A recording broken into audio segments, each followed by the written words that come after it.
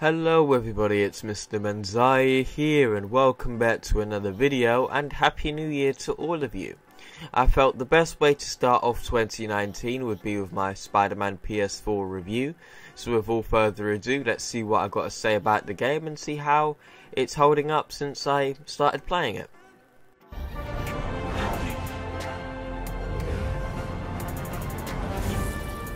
Coming through. Good, Spidey. Hello, New York. Haha. New suit, same old me. So let's talk about the gameplay first. The gameplay for Spider-Man, I would say, is actually one of the shining parts of this game entirely.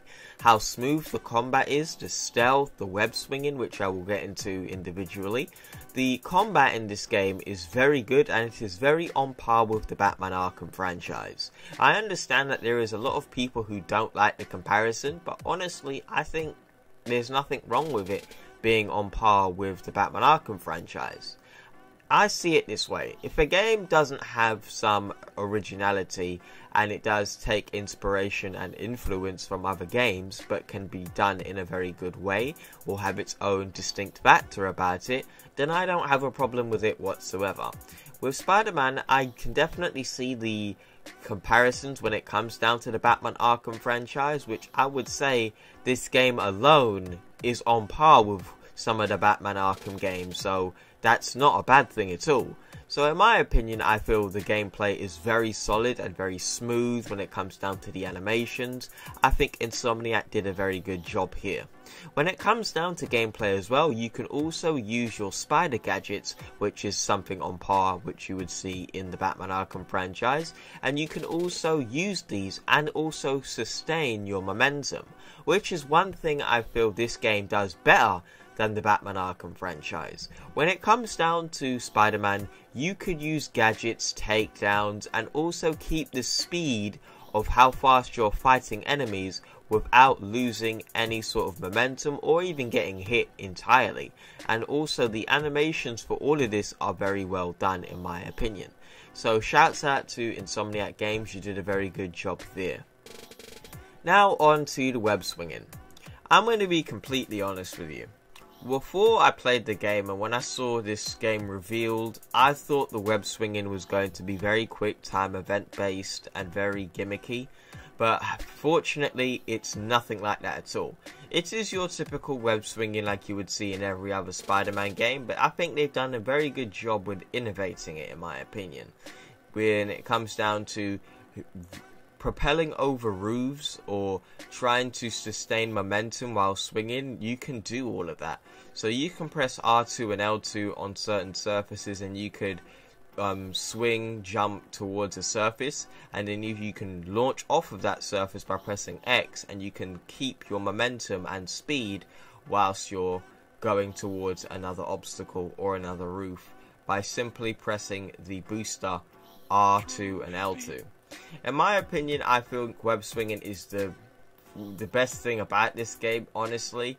Like, I absolutely love swinging. In fact, there was a trophy to actually use the fast time feature, which I know a lot of people don't actually like doing because it kind of sucks. Like, yeah, you get to see Spider-Man using a train, but that's not cool, bruv. I prefer to go out and start swinging like a badass as Spider-Man in my free time. So I feel when it comes down to traversing as well, I feel with a lot of games nowadays, traversing big open worlds does get very tedious, and it really does emphasize you to use the fast travel feature. But with Spider-Man, I didn't feel this at all. But when it comes down to Spider-Man, I preferred not to use the fast travel at all. And I think if you use the fast travel, you'd be missing out on quite a lot of the beauty of the game when it comes down to the graphics. And now let's talk about the graphics. Well, to be completely honest with you, the graphics are amazing.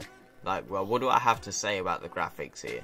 I haven't had any issues when it comes down to the graphics, so I feel the graphics are pretty solid. In fact, they are very beautiful, especially on my favourite suit, which I will get into later. The Mark 1 armor suit for Spider-Man, which is the black and silver. How the light reflects on the armor and you see bits of grit on his suit. I think it is very well done, Insomniac, you actually did very good justice to my favourite suit, which I'm going to get into now. So with Spider-Man, there are going to be plenty of suits where you can choose from and see if which one's your personal favourite. Mine is the Mark 1 armor, which I said. And also with certain suits you will come with suit powers. So for example, with the Spider-Man Infinity War outfit, it has a suit power which you can use the mechanical arms in combat. And this arm ability extends your melee reach, or you could use the Spider Spirit, which gives off a fiery essence when fighting enemies, which does a slight damage over time when enemies are in close proximity to you.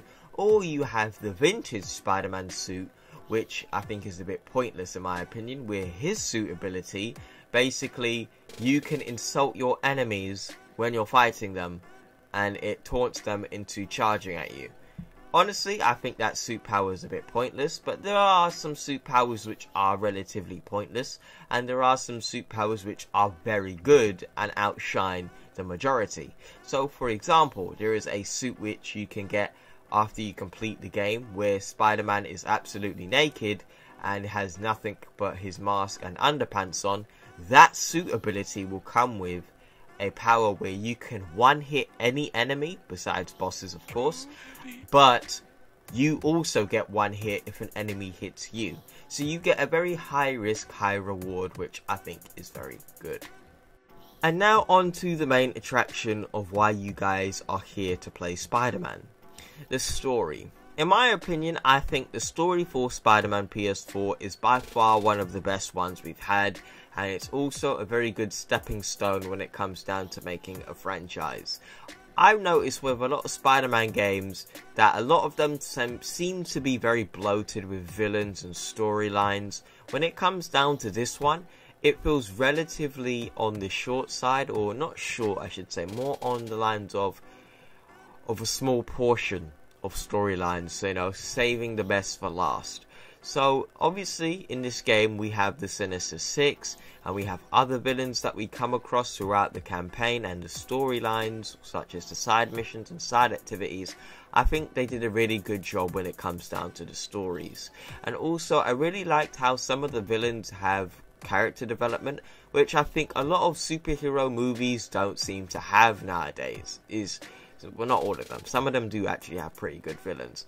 But nowadays, it's normal to have a pretty one-dimensional villain when it comes down to the movie, because no one really cares. You just want to see them get their asses kicked.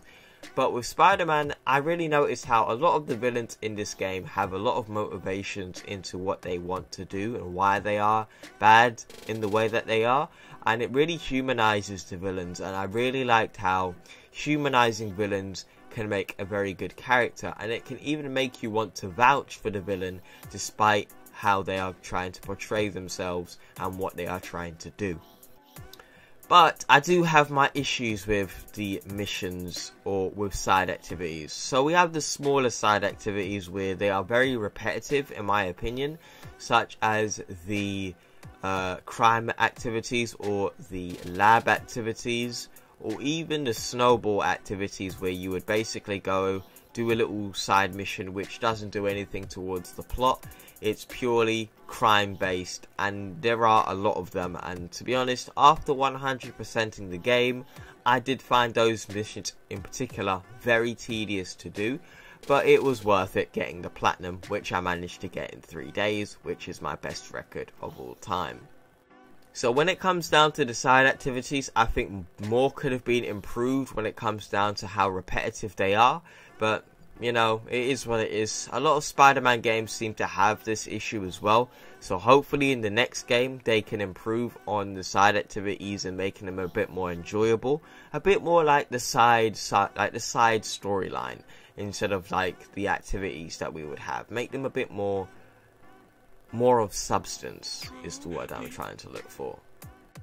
But when it comes down to the main story, I have got to say this is probably one of the best stories that we've had for Spider-Man in years. I know we've had the Amazing Spider-Man games which were trash, and we've had the other Spider-Man games which were very unique, such as like Web of Shadows or Shattered Dimensions, or even Spider-Man 2 or Ultimate Spider-Man. We've had a very mixed up and down when it comes down to the timeline, but I would definitely say the storyline for this is probably the most grounded, but is definitely one of the best. So for the Spider-Man story alone, I would highly recommend you guys pick it up. It is definitely worth playing, and especially right now I believe it's on sale. You guys should give it a try. Now, the first DLC of the game. Yes, I am reviewing the DLCs alongside with the base game, so you know if you should pick up the full thing or not. So, with the Heist DLC, this DLC is mainly about the relationship between Black Cat and Spider-Man and how they move as a dynamic duo, and this storyline, I ain't gonna lie, it's actually pretty dope. I really enjoyed it, but unfortunately it is very short and has a lot of artificial filler missions as well. When it comes down to the story alone, I really did enjoy it, but it really did feel like it's a stepping stone or it's sequel baiting, which I will get into the next DLC about, and it pretty much was for me. The story though really does show that Felicia Hardy, or the Black Cat, has had history when it comes down with Spider-Man, and they also develop the lore of Black Cat throughout this DLC as well, and you get to learn a little bit more about the brand of Black Cat, which I really did enjoy. Negatives though, unfortunately, despite how good this DLC is, I just found it very short, and I think a lot of people would also agree who played this DLC. This is probably the shortest DLC that we've got out of all three of them. I managed to complete this in just under an hour, and for what it's worth, no, it's not really all that good as a like singular package, because one, the suits ain't all that good, two, the campaign is really short, and three, a lot of the side missions are your typical crime fighting missions and collecting collectibles and such. So for this one, I would say this is the weakest, but it also does add a little bit of spice to Spider-Man's character and also with Black Cat. So as of right now, if you're going to get this, get it with the season pass. Turf Wars. You know what, bloods? I'm going to be honest. Before this DLC came out, I wasn't really all of that into what I was seeing, like Hammerhead, until I saw my suit, bruv. When I saw my suit, I was like, no, I've got to play this. No, I don't care if it's shit or not. I want that suit. So if you guys know, Mark 1 Armor Spider-Man suit is my suit. That's my favourite Spider-Man suit of all time. And then I see it shining like it's nothing in Turf Wars. And I'm like, you know what, you know, it's the Black Friday deal. Let me go put some money down and see what I want. So I end up picking up the thing, and guess what, fam? This turns out to be the best DLC in my honest opinion when it comes down to the Spider-Man DLCs. With this Spider-Man DLC, guys, from what I can gather when it came down to this one, is one, we've got a bit more longevity, two, they kind of improved on the mission spread out for the activities, and three, the story alone goes in such a good way. Like, let me break this down. First, the tone of this story, much more darker, and the first intro, or in fact the introduction to the villain of this DLC, which is Hammerhead, which I will also get into, was so well done. In fact, they made Hammerhead somebody who a lot of people didn't take seriously. If you guys watched the 90s cartoon of Spider-Man with that really awesome like intro, you know Wagwan, and with like Madam Web and all of that, with that cartoon, Hammerhead was just a generic villain that no one took seriously. Like Big Man saying, we're out here fighting the Sinister Six, Mr. Negative, Electro, Rhino. Yeah, and you compare all of these guys to Hammerhead, a lot of people would instantly think, what does this guy have to do with anything? Like, what is so scary about this guy, bruv? I can gladly say, within the first 2 minutes of this guy being on screen, or even less than that, my man's taking up all the limelight. Like, nobody in the room with this guy is outshining him, and he knows it. This guy is scary. The voice actor, I don't know who the voice actor is, but he did a very good job. And then they also made him a pretty big presence throughout the DLC, even when he's not on screen. I feel Insomniac did a really good job when it came down to mastering a villain. Not even that this guy is relatable, because he's not. He's more on the lines of scary, intimidating, like a horror movie serial killer. That's what you get from Hammerhead, and I think they did a wicked job with his character. And now let's get on to the side activities, which I also mentioned. The side activities in this DLC are also slightly less repetitive than the heist, but I feel with this one we have layers and the same typical crime activities and a bit of snowball, but I feel with this one it's a bit more spread out when it comes down to the side activities. And knowing how layers are, they are my personal favourite side activities in the game. I really did enjoy how they used the those missions as well to incorporate them into the DLC. Plus you got the really awesome suits to collect. I also just enjoyed it in general. I don't really see what the issue is with this, but I could say that this is on the shorter side as well. But you do get a bit of bang for your buck when it came down to this DLC.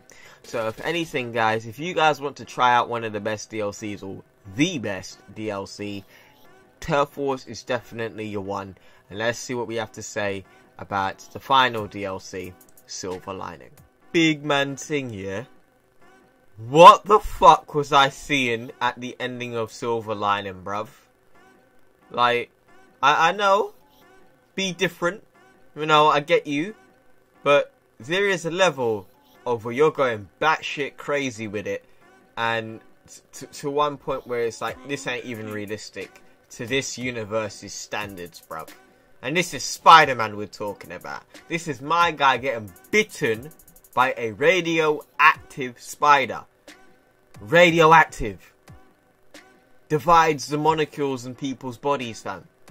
My man's still walking. That's realistic enough for me to take relatively seriously. But when you got my guy like Hammerhead in his situation, you lost me, bruv. You lost me.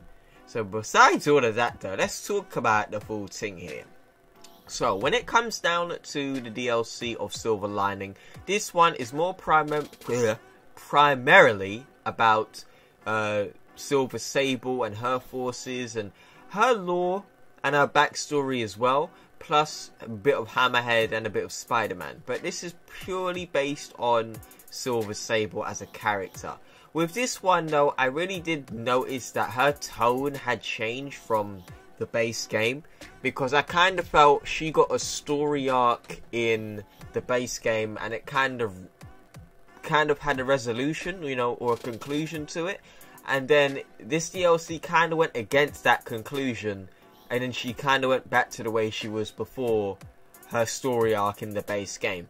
So I think that's a bit of an issue there, but overall I would say it was a good DLC. But there are just some things that are just insane, bruv. So, you know what? I'm going to mention it, fam. So, skip 10 seconds from now. In 3, 2, 1. Skip to 10 seconds. That head transplant from Hammerhead onto that robot is fucking ridiculous, bruv. I don't know whose idea was it to do that. But, big man thing. That ain't flying with me, bruv. That's ridiculous. Okay, I'm pretty sure you've come back now. But, yeah, bruv. Like, in my honest opinion, though, I think this one was the most cinematic, or, like, the most action-packed out of all of them. Like, you're out here swinging on Silver Sable's jet, you know, shooting little drones with your web shooters while you're on the jet. It's like, it's very Call of Duty action, you know, which I like. You know, I like the whole action-based thing in New York. I think it was pretty cool. They went a new direction with it. Like, the dark themes, though, weren't as prominent as they were in this DLC, in Turf Wars. Like, but they did touch upon them lightly, just slightly. Like, there is a torture scene in that, but it's lightly referenced. So, I do want to say, when it came down to Silver Lining, this is probably the second best out of it. One, because it's creative, despite some of my issues with the creativity behind certain shit. The suits, they were alright. Like, the suits, like, none of them are, like, suits that I would fuck with, personally. Like, the Aaron suit, yeah, I haven't unlocked into the Spider-Verse suit, but I've got to, though. And the Cyborg suit, that's for, like, the people who like weird shit about Spider-Man, you know? So, honestly, I think they were alright. They weren't the best, but the DLC was good, and we had some pretty good side missions. That's also a good factor. When it comes down to the side missions or the side activities, this one definitely takes the cake and is by far the best one. Insomniac definitely did listen to the feedback that they got with the side activities, and I'm really happy to see what they can do next when it comes down to the franchise for Spider-Man PS4.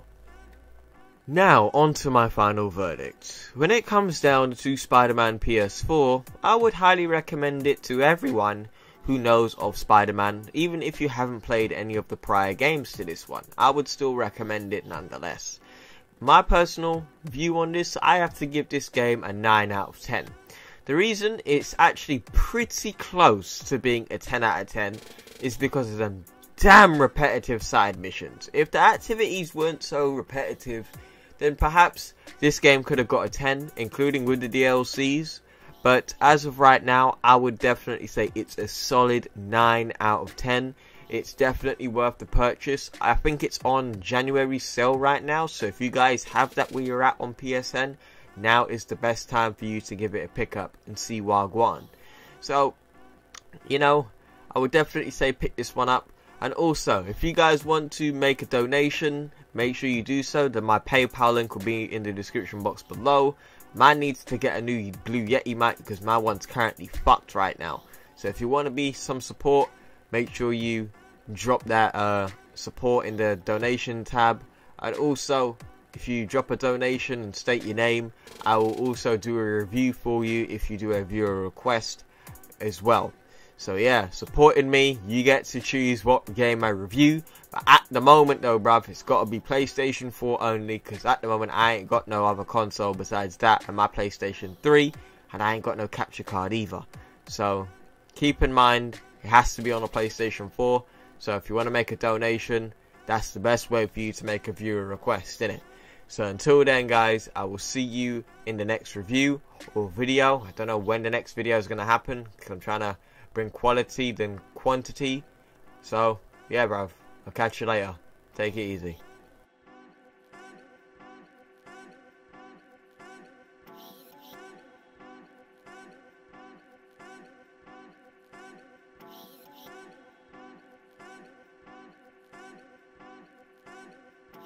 Trooh Hippi.